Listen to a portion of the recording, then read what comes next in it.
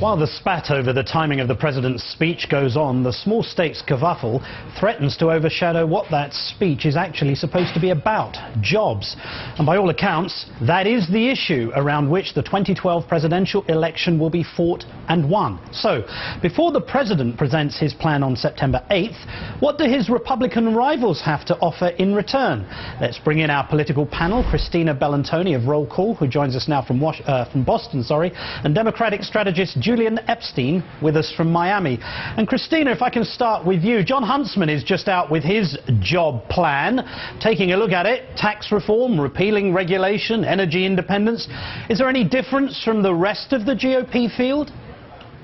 Well, you're already hearing a lot of people taking a look at this plan and saying that it very much puts him on the conservative side of things, whereas he's running a more moderate type of campaign. This puts him right in the middle of the conservative jobs plans. What's interesting about this, and you've already heard this coming out of the White House today, and I think you're going to hear a lot of this coming from President Obama over the next few weeks, is they like to point out, the Democrats like to point out, that all of the Republican candidates would support this cut, cap, and balance plan that the House GOP passed, and basically saying that that would gut Medicare, and that's going to be sort of the continued response to all of these plans. And I think the president is just going to sort of focus on what they said that they would support and not on the actual particulars of their plans. Interesting. Julian, we know Huntsman is way down at the bottom of the GOP field.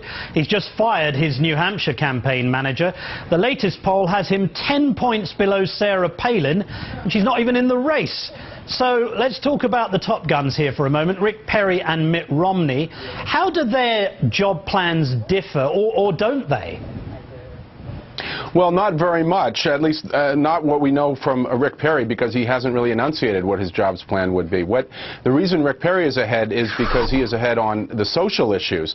And what's driving the Republicans, at least in the primary, is the social conservatism issues, which are not issues that will play very well in the general election. I think almost to a fault, the Republicans seem to be all playing from the same hymn book, which is that we need to essentially cut taxes and create some type of regulatory hiatus.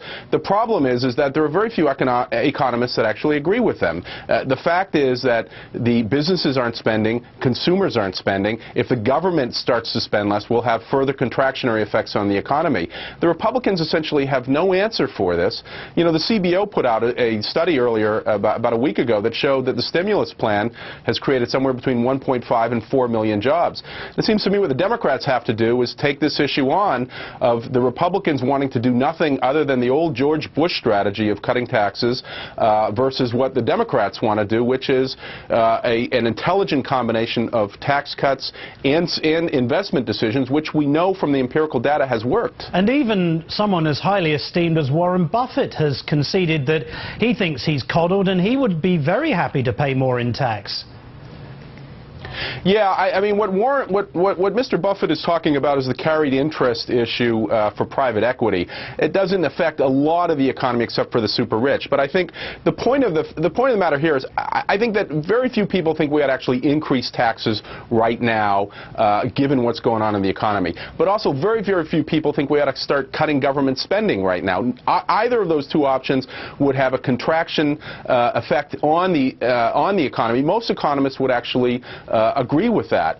The Republican position right now, which is that we just have to do more tax cuts and cut spending by $1.5 trillion more dollars, or $1.6 trillion more dollars, is a position that you can find almost no mainstream economist agreeing with. They will have counterproductive effects. Indeed. Christina, White House budget projections out today are looking at 9% unemployment at least into next year. As the president tries to win a second term, how much can he do with his jobs plan, or is this situation frankly insurmountable?